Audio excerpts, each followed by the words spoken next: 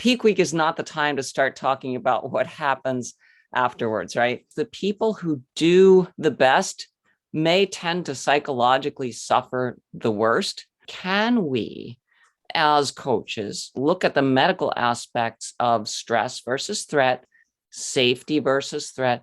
What's the goal for your client is to provide a safe, nurturing, fostering, recovery-oriented environment.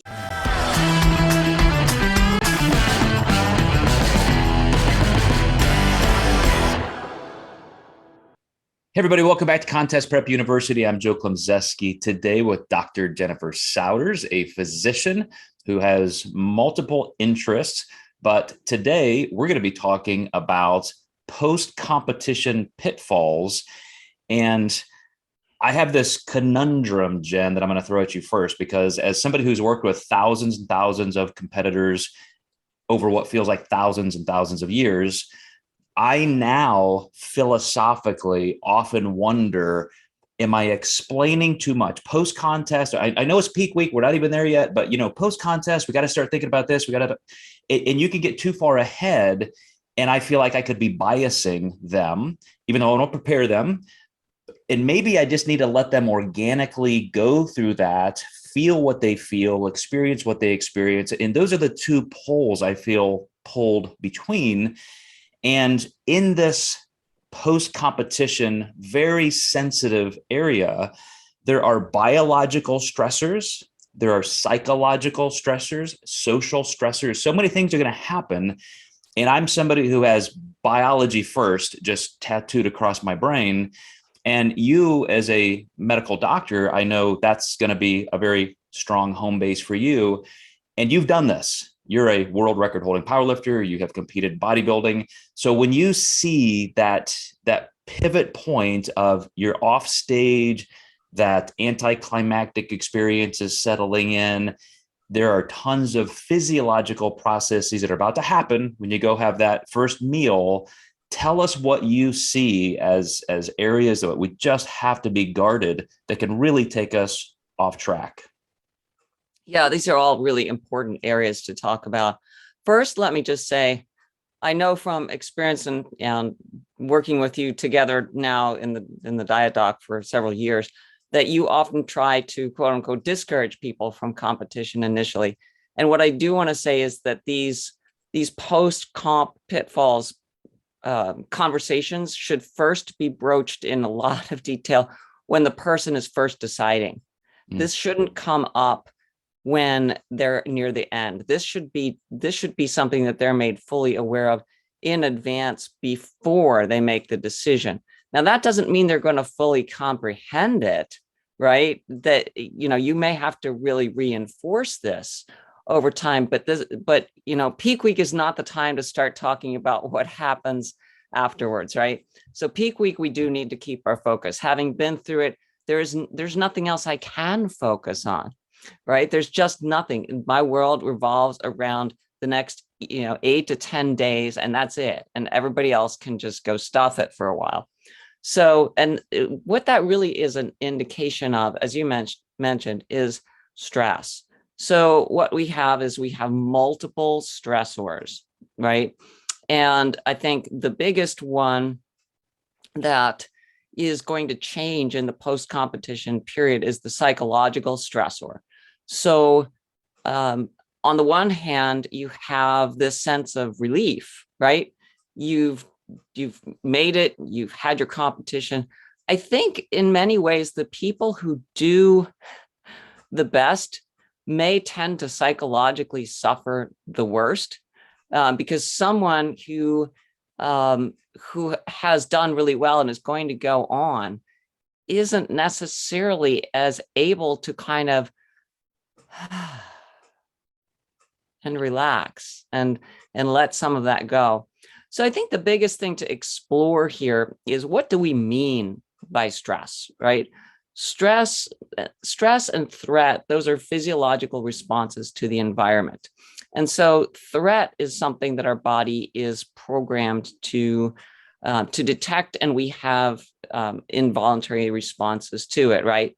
One of the biggest factors is inflammation. So When we feel a sense of anxiety, then that's actually really the sense of the perceived sense of stress chemicals in your body. Those can accelerate if into something like anger or rage, if the stress becomes really high and unmanageable. When it goes even further, it can go down into, so that's fight and flight, right? And then you can go into faint and freeze. So people after competition can also get really into that low end, right? If they have a lot of stress, and they do, then it's not well managed. The thing about stress in the human body is it's highly inflammatory. And I think most coaches, when you look at a stage ready athlete, Joe, do they look like somebody who's a ball of inflammation? No, correct. I mean, they're tight. Yeah. And one of the things that you just mentioned in terms of that interplay between psychology and biology, interestingly, in this instance, it parallels each other. And I, having competed as a pro for almost 2 decades, it is contextual. It does depend on the circumstances. Did you win? Did you lose? Did you feel great? Even if you didn't win, did you take a big step forward and you're proud of that? Or were you disappointed? I mean, it really does create a spiral in one direction or the other. So like you said, some people take that big sigh of relief. That was awesome. I did it. Moving on.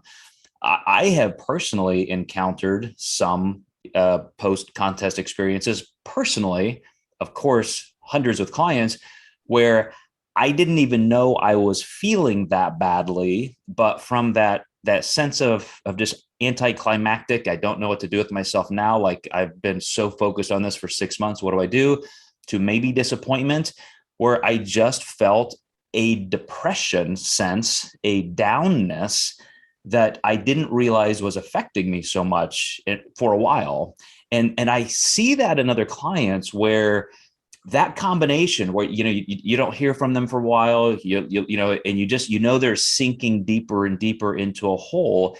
It typically is that psychological inflammation, as you described, but then the biology, you started to eat more. Now you have all this extra oxidation, some weight gain is happening, literal systemic inflammation, C-reactive protein is increasing. That doesn't make you feel good biologically or psychologically. And it just can become a spiral that people don't recognize, and they're afraid to even reach out and talk to somebody about. Right. And that's really what's kind of the crux of the matter here is I think most clients, certainly when I first started, even with my medical training, I didn't really acknowledge the inflammatory nature of the process of competitive training for whatever it was I was doing, whether it was a golf tournament or a fencing meet or a bodybuilding, whatever. So that has certainly been recognized more, but you're correct. Through this whole process, we are under stress and threat, and we do need to have an acknowledgement that that's going to promote the inflammatory cascade. There is no way around it. Your cytokines are going to be elevated, and you're going to see that as abnormal responses to psychological inputs. People will have, if they have pain, they're going to perceive it at more intense levels. So if they're fighting through an injury, they're going to fight more. You know how it's going to affect their leptin and their ghrelin, right? You've got the sleep deprivation, which is partly hormonal, partly stress related. Their cortisol cycling for wake and sleep is going to be off because cortisol is going to be high all the time, right? And so all of these things just continue to raise the inflammatory markers in the system. And then immunity goes down, healing goes down, resilience goes down. So when those things are going through peak week, the clients who are really well managed are really doing as well as anyone can ask, because typically their coach is not only physiologically and nutritionally supporting them, but really it's psychologically. It is that the coach is that place where the person goes for a sense of safety. So we have within our nervous system, we have the sympathetic nervous system, the fight or flight nervous system. And that's the one that's behind all the anxiety, stress, and inflammation. Then we have the counter, which is our parasympathetic system, our downer system, but not in a bad downer way, but it's the counterpoint, the rest, the digest, the regenerate, the heal system. And if we find a sense of safety in what can be just simply our social interactions, our social support through our families and through our coaches, that can counteract a lot of the stress and the inflammation. And this is where I think the post-competition period could be planned for a little bit better in terms of, can we, as coaches, look at the medical aspects of stress versus threat, safety versus threat? What's the goal for your client is to provide a safe, nurturing, fostering, recovery-oriented environment, like a person's recovering from a trauma, right? To some extent. And some of these competitions are psychologically traumatic, but no matter whether it's eustress, so it's been good stress and you won, or distress because you were completely disappointed and you feel crushed, it's stress. And the counteracting for stress, and which is part of our threat detection system, is to provide safety. So I think that coaches need to start planning well in advance for how they are going to not just sort of back off and just kind of let the client kind of rest and figure it out. I think you need to be there for them more than ever. Like, you need to be their best friend right afterwards. Really glad you concluded with that, because, I spend at least half my time now coaching coaches, not just working with clients. And it's not the norm, Jen. I mean, I wish it was. And I hope coaches with more training do understand this. It's a two-way street for sure.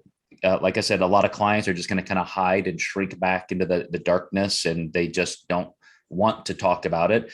Other coaches are just on to the next clients competing that week. And it just, sometimes people slip under the rug. They just don't get that attention. And it has to be that clients are aware of this, coaches are aware of it. And me as a coach, I reach out, when that contest happens, that's not the end of the road. Now I have that new phase, as you said, where I'm reaching out. Hey, how you doing? How you feeling? Let's talk about what to do next. And I'm really sensitive to those things you're describing for that exact reason. Yeah. Is there any reason that the programming couldn't have a different paradigm? Whereas we tend to think very intensely about peak week, but shouldn't peak week really maybe be 2 weeks? With peak week being the week after as well, just as much contact and oversight. Where's my pad here? You just created the next great idea for the diet doc. Because I think the programming really, if it's going to be a peak week and you're going to invest all that in it, I think you really need to have a post-peak week, or maybe a post-peak couple of weeks, where you as the coach may benefit the client by, again, with that sense of safety, but also, really, you've been micromanaging everything they put in their mouth the week before. Just do it for another week or two. And then also help them to foster a sense of, safe places to be. In other words, like if they want to go visit their mom, or something like that, do those things that bring them back into a sense of what was normal for them pre-contest. Dr. Souders, challenge accepted. I will make that a new industry norm. Just mark my words. That's going to happen. I'm going to start on it today. And as always, thank you for your contribution. It's amazing to have you as a resource and such an incredible inspiration and source of education for clients and coaches. So all of you guys who watch Contest Prep University so regularly, we appreciate that. Keep sending us your questions and comments so we can tailor our information toward your needs. And we'll see you next time in Contest Prep University.